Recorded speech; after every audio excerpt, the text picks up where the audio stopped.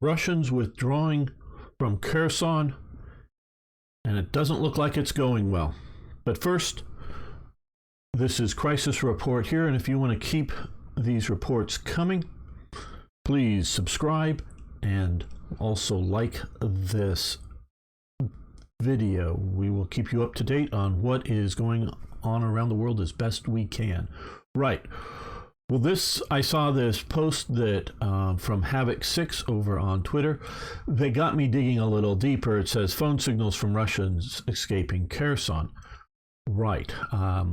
Let's pull it up a bit larger. We can see here, supposedly these are cell phone signals of people fleeing Kherson. Now, one person pointed out they didn't think so because all these are in the water. And that's also part of what got me going to look deeper into this. So we have here from Chuck Farrer, Kherson, Russia's hopes for a successful withdrawal hang by, this is 20 hours ago, hang by the slender thread of an improvised series of ferry bridges, shattered pontoon bridges, blasted road spans. The ferry landings will become prime targets for UKR precision artillery and killing fields for RU soldiers, Russian. So, and he's updating it here a little later. Local sources have reported that RU troops concentrating on the banks of the Dnipro, the Dnipro, as I learned to say it, or sort of say it, have come under sustained UKR artillery fire. Heavy casualties are reported and said to be mounting. And let's bring in that photo full size. So, my understanding is this is a relatively current photo of the situation. We, as mentioned before in a couple of earlier crisis reports that have come out, and this is all, in my opinion, happening because of the destruction of the Kerch Straits Bridge and the massively increased logistical problems that even with the approximately reported 300,000 conscripts additionally that was called up above and beyond normal requirements recently in Russia, which have that call up has been halted. I mean, those 300,000 have been called up, but additional have been halted according to reports.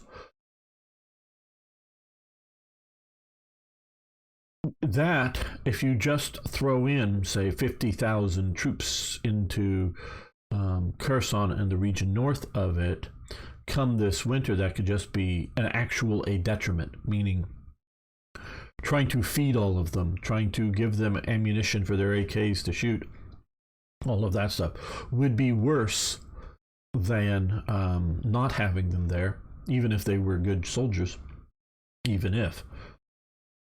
So logistically, they cannot effectively reinforce this. And instead of collapsing in winter, they are trying to withdraw their forces intact. Now, this is a smart move if they know, and I think they do, that they're not going to be able to support, in a logistical sense, troops north of Kherson. And even if they could hold out in Kherson, which I could think they could probably do so, but maybe not, just having a sort of Stalingrad, if you will, for them to just barely hanging on and hanging in there and maybe getting trapped is not a good look. So it is better to try to withdraw now while you can. And that, like I say, is all flowing from the Kerch Straits Bridge collapse, attack, and destruction here. Just a quick analysis, quick and dirty from my eyes on here. I'm gathering some of the bridge here, because they say collapsed sections is probably not intact. I doubt the Ukrainians would have wanted to leave that intact. That looks like a pontoon bridge that is not very functional. I mean, I don't know if, you could sort of maybe get something across if it goes all the way out there. I don't know. Now, up closer here, we see this is a common bridging technique, especially for places like in Russia. I know NATO has, and there are some fairly sophisticated Russian, or at least the Soviets had, don't know if they're still functional nowadays, bridge crossing systems that were for spans greater than the road spans currently available, meaning you get across a smaller river with what you have, but a bigger one is turning them into ferries. It's turning your, and this is, like I say, a common tactic even in NATO armies. Some of the NATO bridging equipment is a little better integrated than this, but some of it is sort of the drop and flop out, the floating sections that automatically pop out and once you drop them on water. It's just sort of the buoyancy of the water and the way they unfold will do so differently than on land. And we also have types of tugboats, if you will, that are amphibious to move them around, or we have them integrated as one unit. Now, what I also found interesting about this is the sandbagging attempts for these vehicles, because sometimes some of this, and you can sort of see some over there, these vehicles might look like they're armored because sometimes they're tracked. I don't know if this one is tracked or not, but they're not armored or of any significance to save weight. And so these guys have hung some sandbags here, which I'm sure are better than nothing. I think are those sandbags that are burst open down there? I think so, but I'm not absolutely sure. But yeah, it's better than nothing, but it ain't much. So, but that's telling you that they're worried about, I mean, this isn't going to help with any direct strike, but it might help with a strike, somewhere over, here on the bridge element. And, the blast effect might help. So they're at least trying that. I don't know, trying to do something, but I don't know how effective it's going to be. But that tells me they are worried about in this operation being struck during their bridging operations. So yeah, things are not going well for Russia in Kherson. That doesn't mean the Ukrainians have won the war. It doesn't mean Russia isn't planning a new offensive. I doubt they're planning anything major until after winter. So this looks like we're going to have another 6 months of war, at least. And that isn't going to be good for the world for many reasons, and we'll talk about that in another video.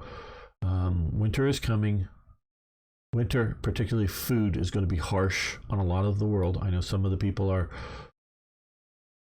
touting tragic, huge, massive results because of the lack of food. It very well may come, but I don't know that it's going to be that bad this winter. What would be really bad is if things continue or get worse for next winter would really be the critical time if these conditions continue. But that is still remain to be seen.